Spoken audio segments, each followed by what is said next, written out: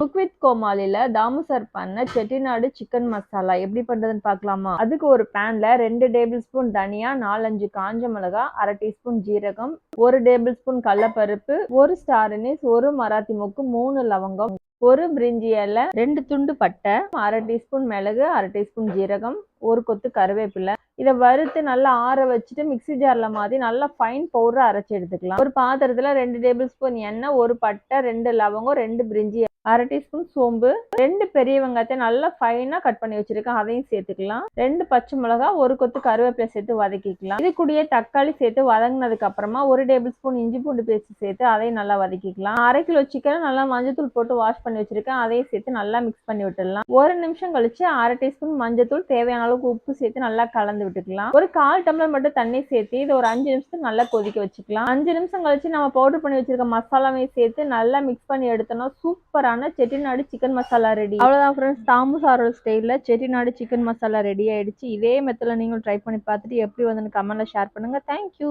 For வாட்சிங்.